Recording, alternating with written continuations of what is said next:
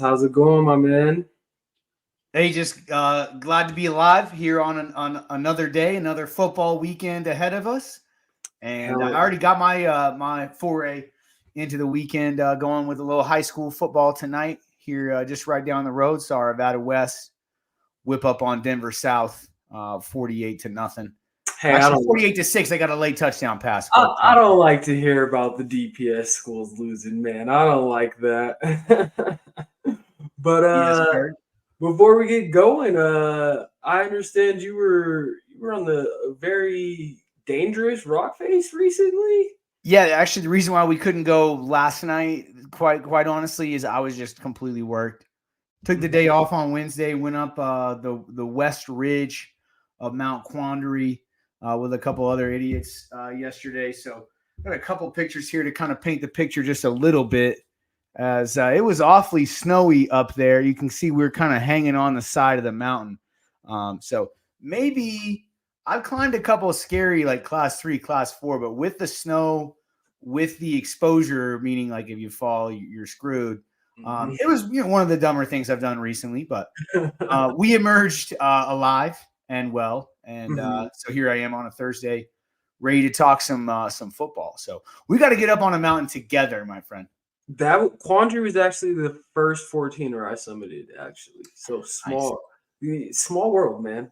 Small Colorado, I should say. Well, it's always nice when you go up there because it's like the most binary world ever. You have one goal, and that's to make it to the top of the mountain and make it back down safely. So it's a very simple life, when you go up there and you get on top of one of those things. So always nice, kind of puts the rest of life in perspective a little bit.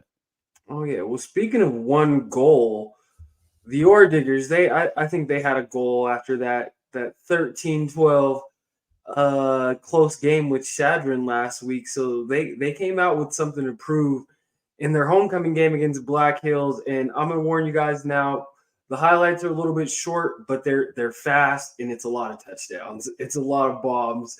So I'm going to start that up, and then I just want you to react to it a little bit, Miles. Let's do it. So we're going to get things started. Big bomb to who else? I mean, it happened fast, right? I mean, Max McLeod, guys, he had only played 7 quarters this year, and a part of that was his own doing because of an ejection. But, he had barely been on the field. They had all barely been on the field together. And in this one, 5 touchdowns in the first quarter. I'll tell you, it was a lot of fun to call for sure. And that big fellow right there, the freak, Flynn Sheely, his talents were on display. That's for sure. 297 yards. 3 touchdowns. I mean, how about Evan Foster as well? The dude is at 72% completions through the first 4 games of the year. Look at the numbers right there.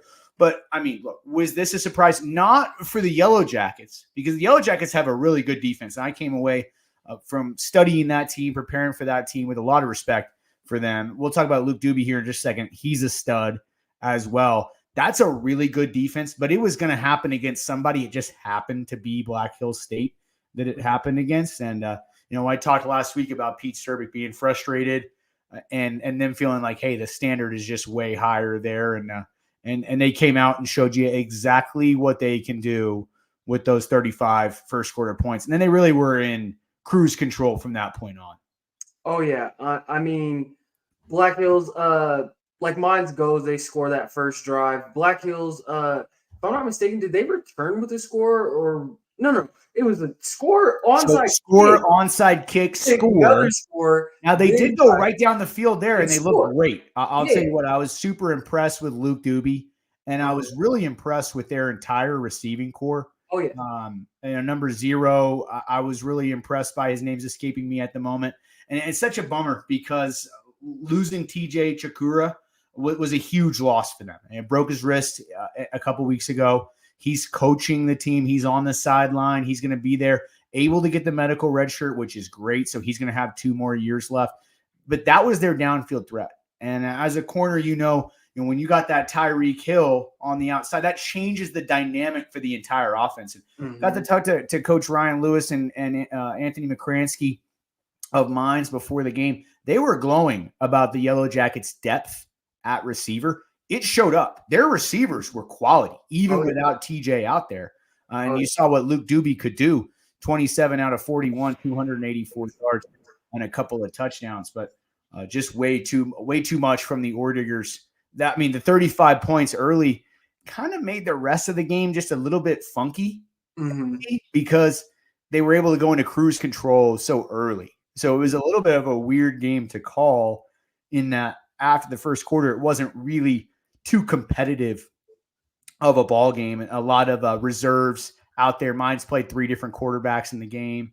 I will say one cool thing that I've continued to see over there in Golden, I think this speaks well for the entire sport, of D2 football for the league, a new attendance record over there at Mines. They were just 42 folks shy of 7,000 people. And that was, it was a homecoming game, but that wasn't Western. That wasn't a playoff game. This was Black Hills State, not a marquee opponent on the schedule. A lot of folks out there enjoying some high quality football. So, another thing in this game, it was really nice for them to be able to kind of give Landon Walker a little bit of a day off. Did show off the speed with an early touchdown, but I want to get your thoughts on this one. You were there live in person on the sideline. You might have had a better view than I did. It was beautiful out there. It was a beautiful day, nice weather. It couldn't have been a better day for football. As far as the game goes, Mines just came out and blitzed them. This is kind of probably what we had been expecting to see from Mines, the kind of performance that they hadn't had this season. So I think this is him just finally really getting back on track to what they're used to being and how they're used to playing. I still was impressed with Luke Doobie. I mean, he was down 14-0 in a Black Hills hasn't really been able to get their running game going all year. So he was in a pass-only situation, even with Mines knowing that and being able to pin their ears back. No turnovers. 27-41 isn't too bad to me. I think he did pretty well. I think his ability to escape stacks and extend plays and still get the ball down the field. I mentioned that the first time I saw him in week 1, and he just continues to impress me with it. Something that I think that I'm really noticing with Black Hills as the season goes on is I don't want to say his last name wrong, but they miss Nolan. They're running back for the past. They miss him. They miss him and just how steady he was. He may not have been the most explosive guy busting big runs, but he was steady and productive. And I think that offense is missing it big time as the season wears on. But overall, pretty impressive on Mines' end. And I'm looking forward to just seeing if they can keep this rolling, if this becomes, the norm as the season goes on. Yeah, I think if you're Black Hills State, this is like a bury the football game. This is one that you just kind of have to move on from. I'm sure there's some lessons to learn, but they could not run the ball. This has been kind of a hallmark of Mines defense here over the last 5 or 6 years, as they've done a lot of turning teams into completely one-dimensional, non-existent running game. To your point, that's what happened. Coach Bresky was very honest with me during the week about their status as an underdog. Their offense being a work in progress, especially without TJ, replace 9 starters. They knew their defense is good. Their offense had a lot of work to do. I think this team is still who we thought they were. They're a good football team there for the Yellow Jackets. Their offense, with Luke Doobie, that dude's a stud. He's 6'4", 210. He looks like a next level type of athlete. So I was definitely impressed with him, impressed with the receivers as well. But Mines was Mines in this game. Adrian Moreno told me after the ball game, we did it our way. We did it the Mines way. And I think that's exactly, you couldn't say it any better than that. I do want to get your take here on Flynn Sheely and Max McLeod. Just how good, let's start with Max, okay? 4,000 yards. Now we're going to call him Max 4K. All right, that's pretty cool. We both had a front row seat to watch this guy. What an incredible talent. So first start with Max, your thoughts on his performance. And then I believe he's 7 yards away from Brody Oliver's receiving record. Brody Oliver was in the building, by the way. I don't know if you ever had the displeasure of covering that gentleman. I'm disappointed nobody told me Brody was there. I would have loved to have chatted with him a little bit after the game. But as far as Max, man, I don't want to brag, but I called out Max being as good as he was. The first time I saw him play in person was versus Mesa in 2021, and I just seen him make it, maybe it was one catch up the sideline, and I was just like, yo, that kid is different. He should play on Sundays. He should legitimately get a shot to play on Sundays. He has the speed, he He has the size. He has the route running ability. Max is just the total package, and he makes it look easy.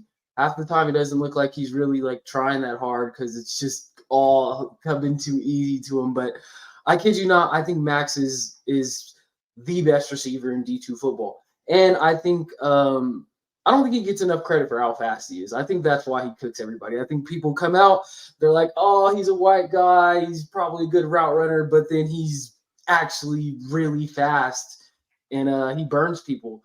So I'm a huge fan of Max. I've been a huge fan of Max. It's really dope to see it all come to fruition. Like, to catch Brody is wild. So huge shout outs to him. And then Flynn, man, I mentioned this before.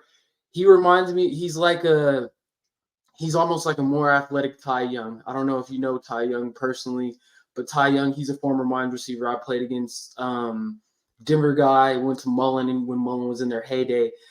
Tall, lanky guys that are way bigger when you're up close than you realize. Like, every time I talk to Flynn at a game, I'm like, damn, dude, like, am I really shorter? You just getting taller. He's really, really big. They call him the freak for a reason, AC. He's deceptively fast, though. I don't think he's a burner like Max necessarily, but I think he's deceptively fast. And I think Flynn may have the edge on Max when it comes to making contested catches. Oh, he's definitely the 50-50 guy over there. And that's one of the things that was interesting was he, according to Coach Pete Sturbick, he was 0 for 4 on what they felt like were 50-50s. I think on Saturday he was 4 for 4. He just did everything. Except for they tried to force one to him late to try to get him over 3 bills. He said in the locker room afterwards, I'll do it next year. But Max McCloud makes Mines the first team in Division II history with 2 4,000-yard receivers. So shout out to Ryan Dietrich, the wide receiver coach. We can move on here from the Ore Diggers, but it was definitely impressive and a fun display of high-quality football on Saturday. One more thing before we get out of here and let this game go. Shout out to the Quinones boys. Oh, yeah. Both of them got a pick. That is awesome as hell. Brothers, starting safeties for Black Hills. You can see their names, Nick and Doodles Quinones. They both came up with INTs. Didn't get the win, but I know they had to go. I know they had to ride the bus back. And I'll tell you this really quick, too. Everybody at Mines had nothing but great things to say about those boys in particular. Loved competing with those guys. Loved playing against them. And so that says a lot. In a game of football that breeds a lot of contempt, when you have an opponent that says, hey, those are good dudes and we enjoy playing against them. They call them doodles and noodles over there at Mines. Yeah, I always enjoy watching those guys. I'm sad I'm going to say their name for the last time. Yeah. Well, moving along, we're going to take a look at the Western headed down to Highlands to Las Vegas, New Mexico. And Western just did what they do, all 3 phases, some special teams here. You're going to see the defense. Well, Braden Hogan first, just grinding away. They just grind teams away. Drew Nash didn't play the majority of this game. They got a lot of their work done in the first half. So Josiah Roy got extended time at quarterback, and he did well. He went 9 for 11. Didn't have to do too much. Royce Powell got some carries in the backfield. Look at that throw by Drew Nash, man. Look at that throw. Nice touch. That was beautiful. But Royce Powell had 3 touchdowns. A lot of guys that aren't necessarily the ones for Western got a lot of time because they dominated Highlands in a game that wasn't very close. You see Ricky Freeman always there. We got the blocked punt for the safety. They were just doing it all. Huge game for the Mountaineers. They remain undefeated, 4-0. We're not very surprised by this outcome at all. What are your takeaways from this one?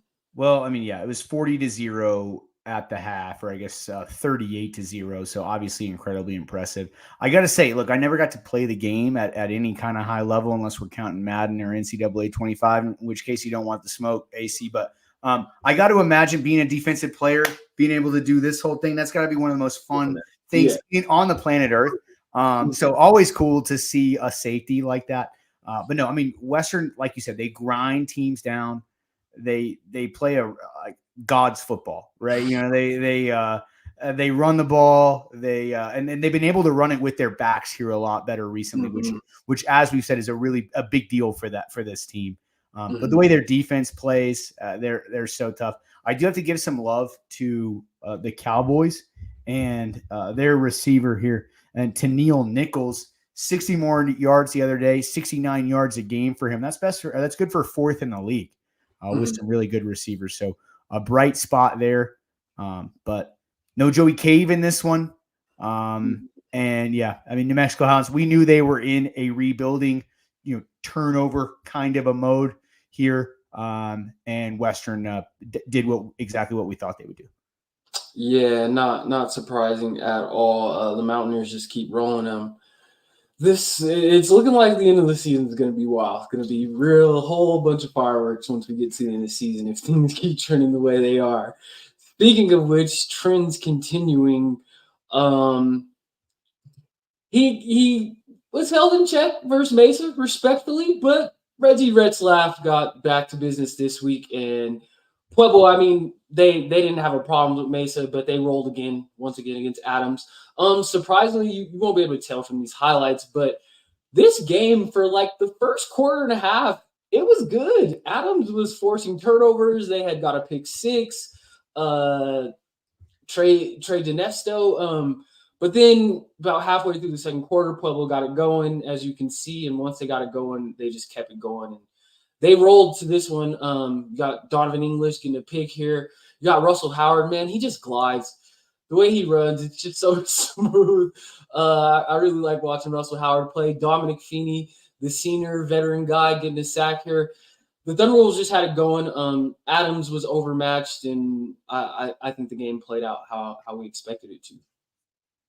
Yeah, Howard Russell the fifth, man. I mean, I hope you picked him if you had your fantasy league. He's getting easily the most work out of any running back in the league, and the dude's a stud. So right now, by far, I mean, he's leading every category in the RMAC except for yards of carry, which right now Landon Walker is. If he had that type of workload, could have those type of statistics. But I think you love to see that if you are a Pueblo fan, because we know the embarrassment of riches that they possess in the passing game.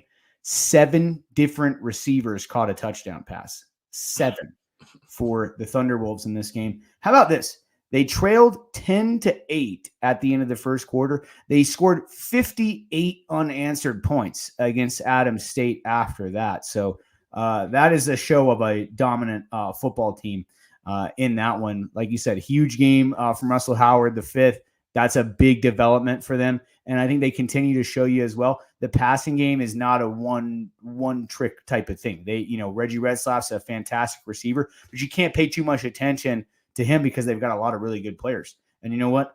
We said this in our preview show that we wondered, hey, is Pueblo the type of team that, do they not have a quarterback because they have several options, or do they have several really good quarterbacks? And that's, I think, how that's played out, because what's his name? Fuller came in and threw 3 touchdown passes. I don't think Fuller threw. I don't think he had an incompletion in this game, if I'm not mistaken. So they're deep. They're a wagon. Okay, it's a really good football team, and I think, like I said, same for Western. But we love, if you're a Thunderwolf fan, can you have a really good running game? Your passing game is sophisticated at a high level. You have a very opportunistic defense. The running game getting going. Yeah, Pueblo is gonna embarrass teams that aren't at their level this year. Yeah, probably a disappointing game. You don't want to lose 66-10 on your home field for the Grizzlies, but I do think they got to have a little bit of a little bit of excitement about the way they started that game, especially defensively. Like, they forced 3 turnovers.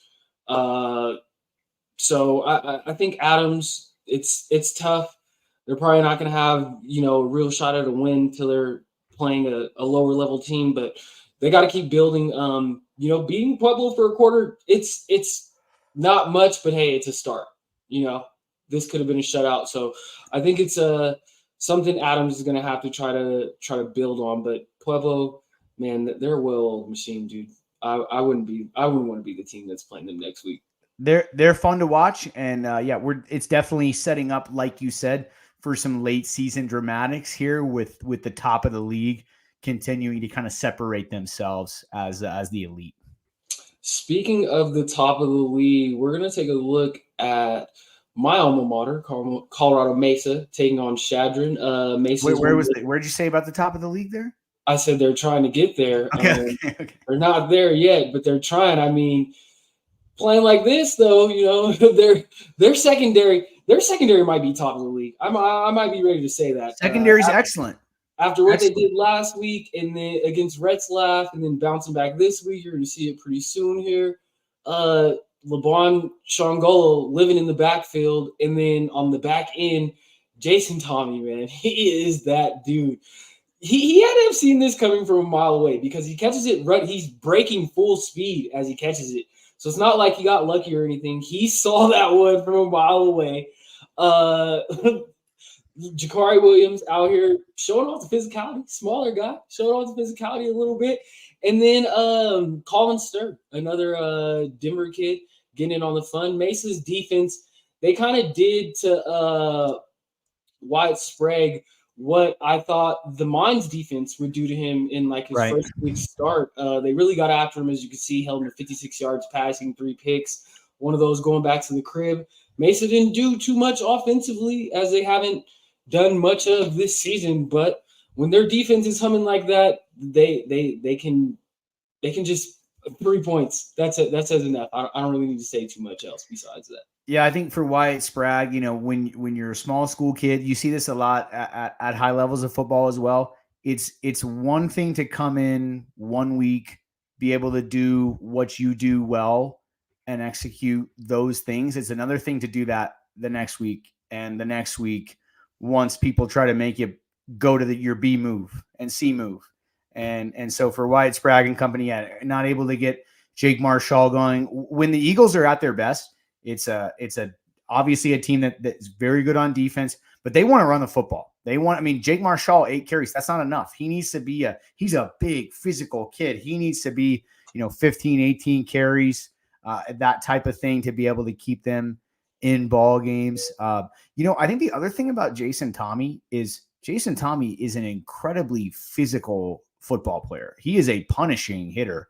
At the high school level, almost had trouble staying on the field because he hit people so hard they'd kick him out of the game. So he's a stud for sure, and a fun kid to watch. Do you think the Mavs have settled in at the quarterback position? It's looking that way. Leo Amave, he's been efficient. He doesn't turn the ball over. He had a pick versus Pueblo, but he threw the ball a bunch that time. He can move the ball down the field. You're not necessarily going to get any big, explosive, crazy plays, but he's competent, and they won a ball game with him. They didn't win versus Pueblo, but they beat a stout Chadron team that held Mines to 13 points last week. No turnovers, no touchdowns, but I think he is going to be the guy for the rest of the season. And once again, what's the best friend of a quarterback? Running game. A running game. Okay. When you get, once again, let's look at attempts are a big number in the running game. Can we get our running back, in a rhythm? Can we keep it out of the hands of the quarterback all the time?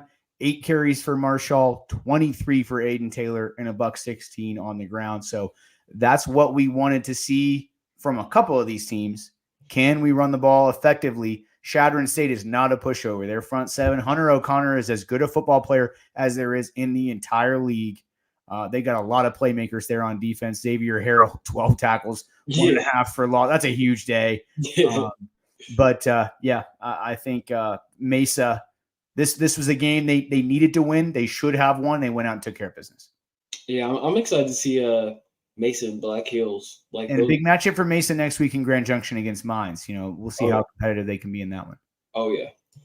Moving along, our last game from last week, we had SD Mines. They went up to – would they be up or down from South Dakota? Up or down? It would be down significantly. Do we need to get you a map?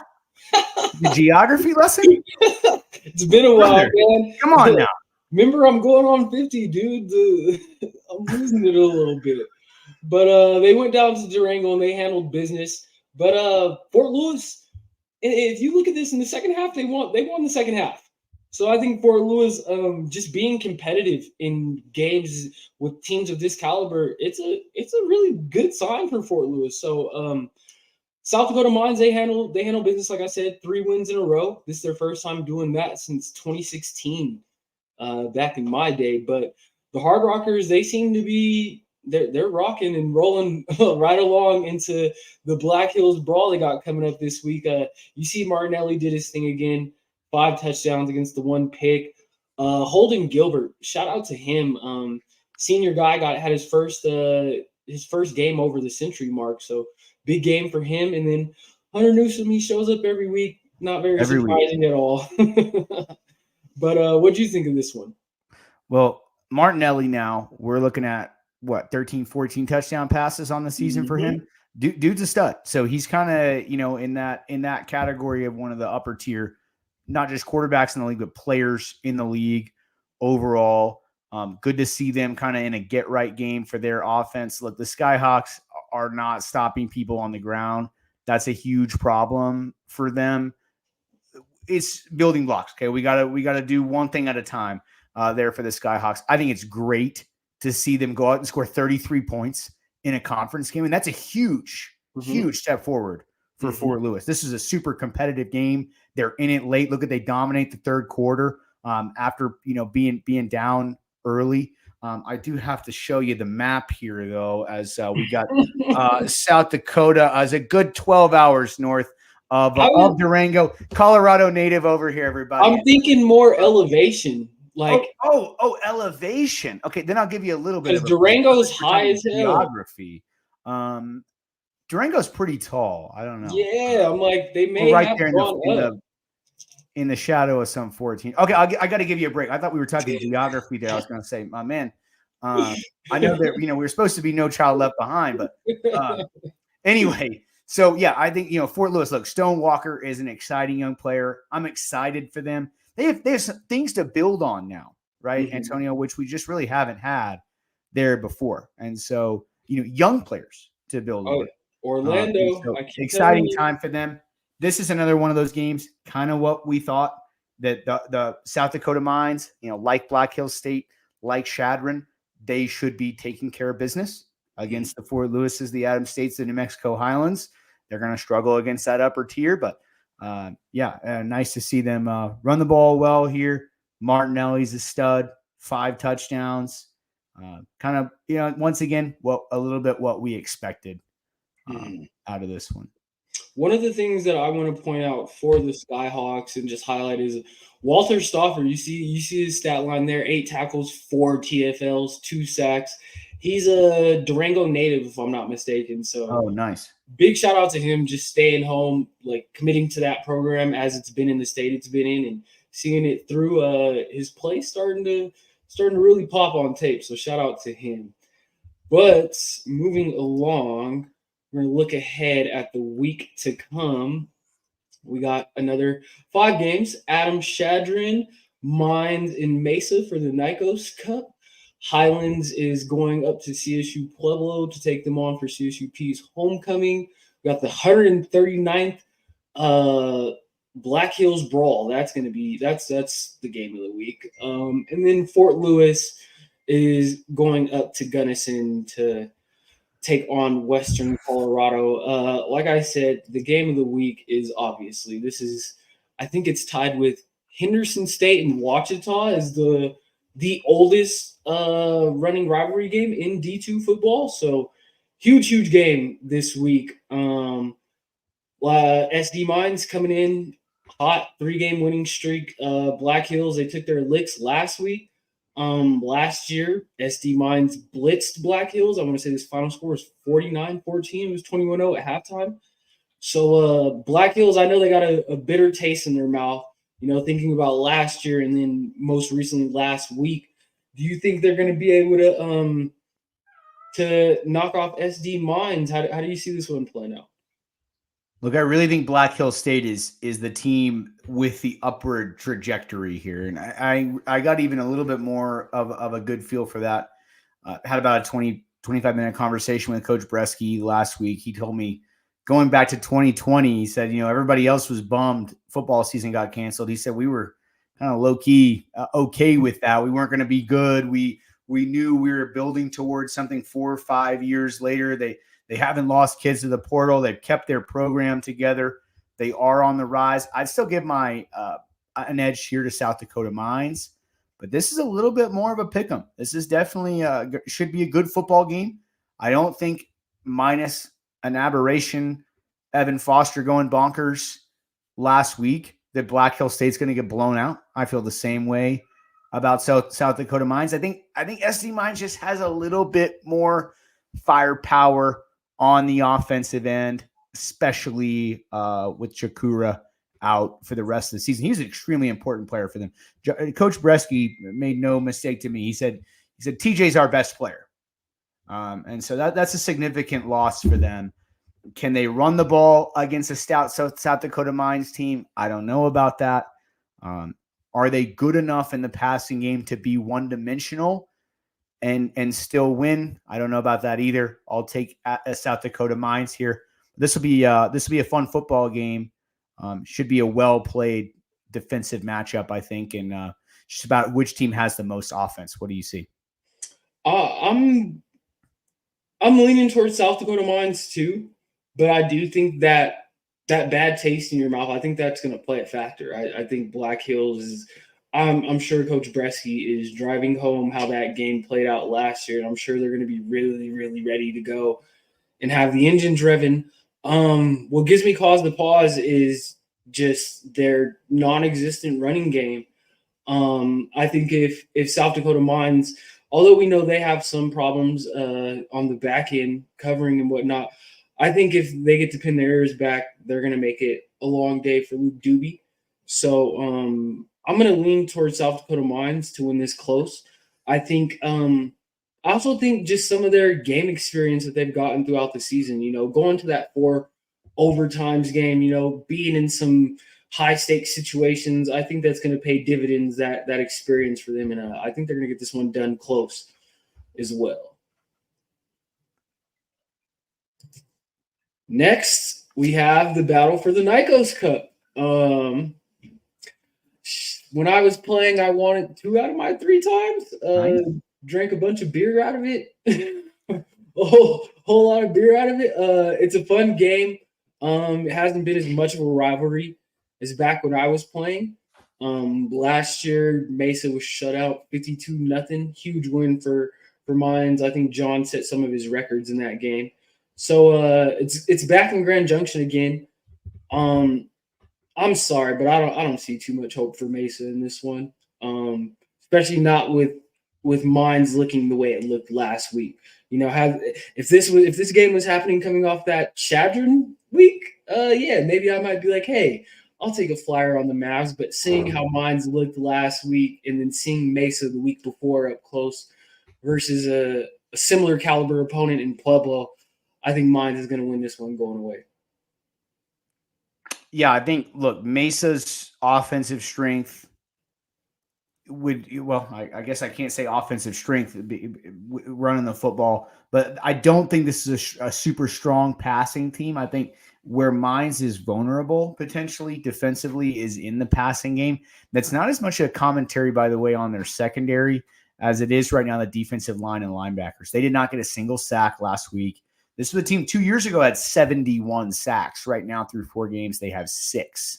So that's not enough. Now, they had the players to do that, and it's not that they're not capable, but right now it hasn't been there.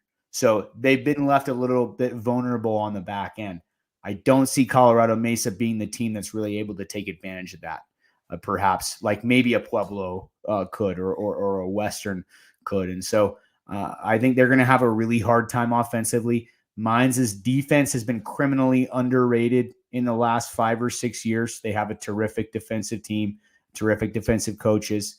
And then we saw last week what Evan Foster can do. I meant to mention this earlier, by the way. Devin Larson leads the league in touchdowns, completions, passing yards, all that stuff.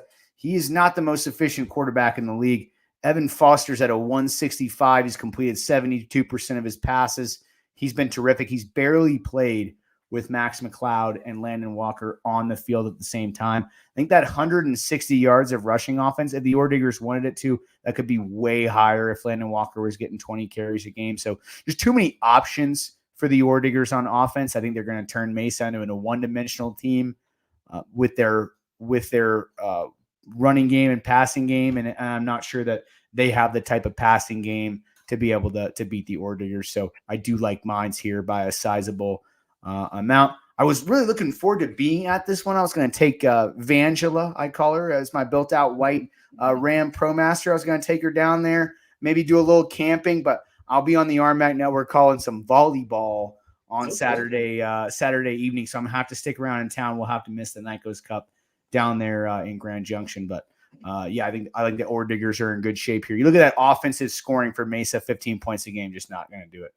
Something to look out for. And I mean, if you just want to watch some good football, I had predicted that Reggie Retzlaff in Pueblo secondary would make mincemeat out of Mesa, and I was super, super wrong.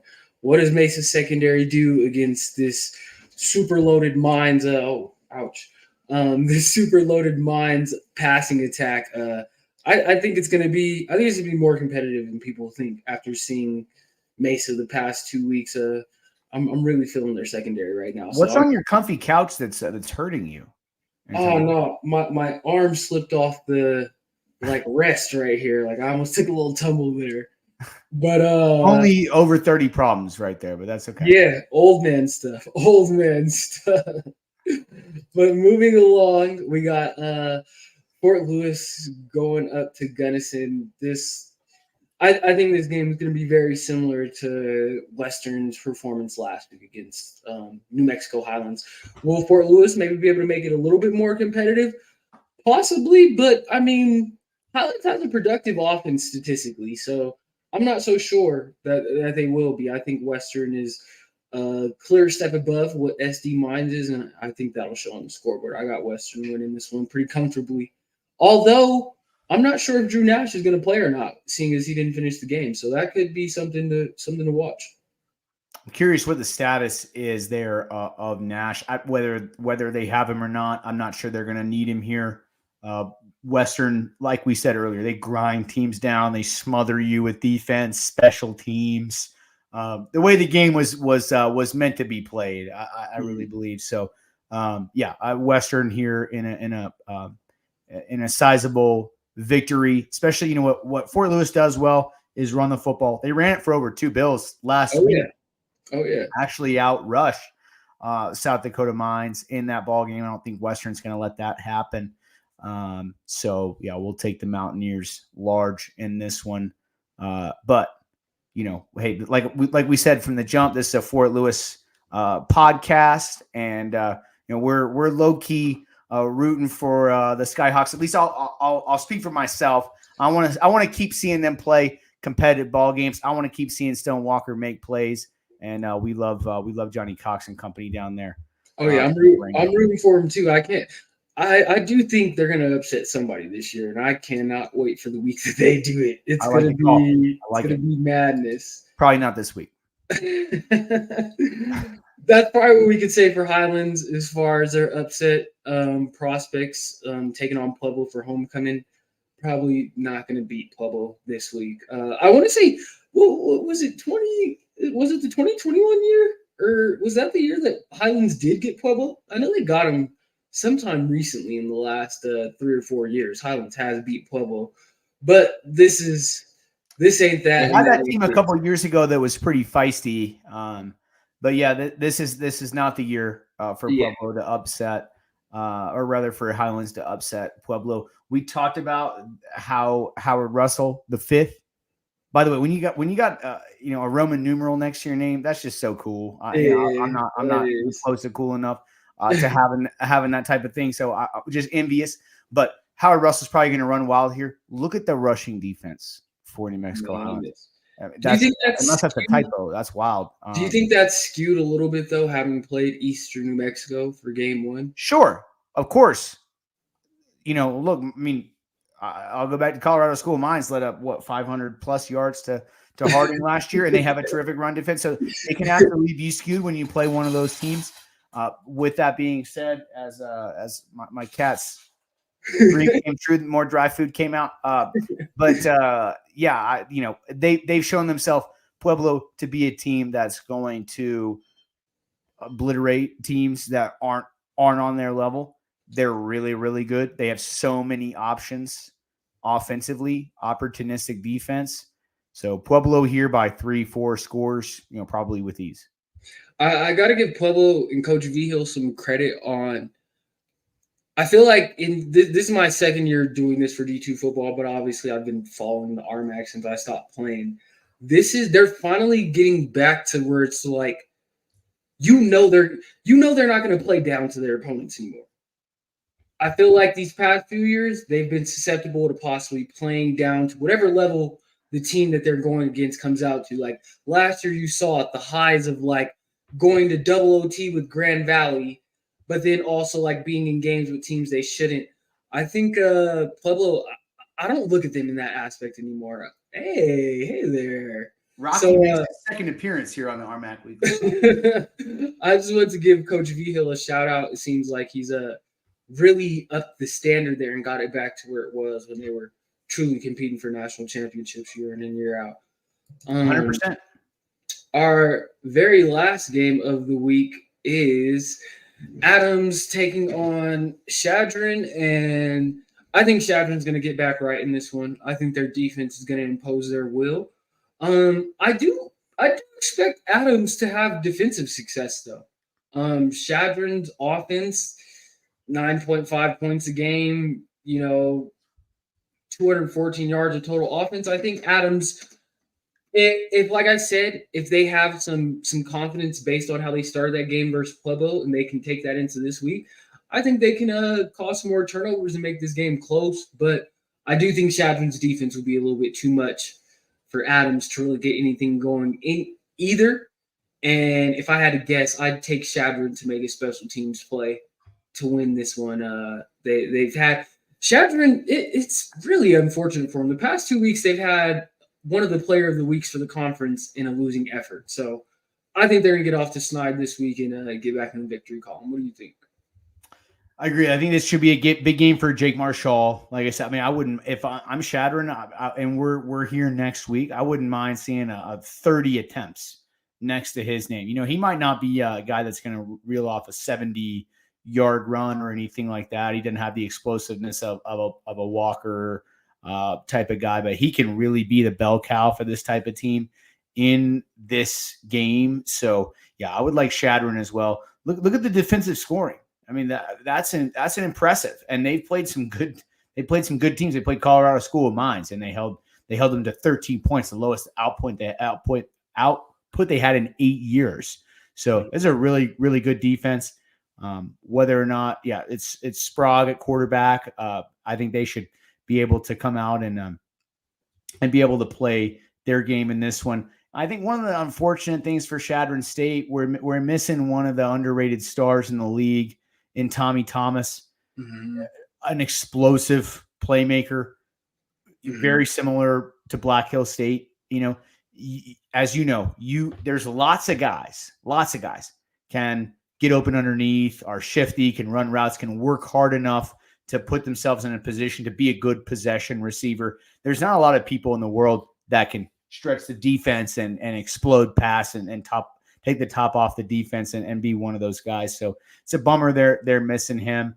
But this is the type of game that Chadron should be able to be in their element and win. It might be 21-10, something like that. Won't be a super sexy game, but yeah, this is a good one for the Eagles to get back on track. Yeah, I think so too. It'd be cool if Adams could, get their offense going a little bit to make this a really competitive game. And it might be just because Chadron's lack of offense, but I do think I agree. I think Chadron's defense will carry the day and get them home for the win. But that's all of the games we got to preview. Another big week. We're building towards. Let's be honest here. We're building towards this end of the season. All these matchups at the end are going to be really, really good. Mine's Pueblo and Western are all going to have to play each other and see who comes out standing. And we just keep building towards it. Could we get an upset one of these weeks? I mean, I used to play in the RMAC when Pueblo used to Pueblo used to lose to Fort Lewis every time they went to Durango. But I don't know. I don't know that anything like that is going to happen this season. Where are you going to be on Saturday? So you going to be in Grand Junction? Oh no, man, dude, Grand Junction. It's just so far. I live on this side of the mountain now. Like going back and forth. It was one thing when I lived out there and was going to school, but probably not this week. No, I'll probably just go down to Pueblo. Pueblo's like 30 minutes away from me. It's a homecoming too. I haven't seen Highlands in person since 22. So yeah, I'd like to see those purple jerseys. I know I'll get some really good pictures. What about yourself? You said you're calling volleyball. I've got CCU and Mines with some volleyball on Saturday. So kind of fill in duty for myself there. I would love to go down to Grand Junction and do some camping and watch some high quality football, but I'll be on the couch for Saturday morning. Big matchup for my Aggies as well. We got Mizzou. The hype train will be in full force if we beat the Tigers. Not that I have any high hopes for Aggie football these days. I try to protect myself from hope. Hope is dangerous when you're a fan of that type of team. But yeah, looking forward to being on the couch Saturday, watching some ball, and like you said, we're building toward an exciting time of year here as we get down the stretch and we really get to know exactly who these teams are, and get to see those top three tango as we get down to the end of the season. Heck yeah. Well, you got anything more, or are we gonna end this bad boy? I think that's about it for this week. Yes, sir. Yeah. Well, hey, I got one more week in me. I'll be in Guatemala the week after that. You'll have to find a guest host or something like that. By the way, we should have some guests coming up here soon. So talk to Tim Flynn over at Mines. They'll be able to get us a player or two. Been texting with the all-time college football touchdown leader, a guy named John Matoka. So he'll join us here at some point as well. And you know what? Any other players out there listening, whatever you want to hop on the show, we'd be glad to have you get one of those perspectives as well. So looking forward to getting to know these teams and players. And as always, we're rooting for all these kids. We know exactly what we are here in D2 football in the RMAC. We're supporting these student athletes. So no hate towards everybody trying to lift all these kids up. I didn't actually get to say it last week, so be good to yourselves, be good to others. And that's my message as we go into the weekend. Hey, we're going to end it on that. Hey, you guys have a great night. Thanks for joining us tonight.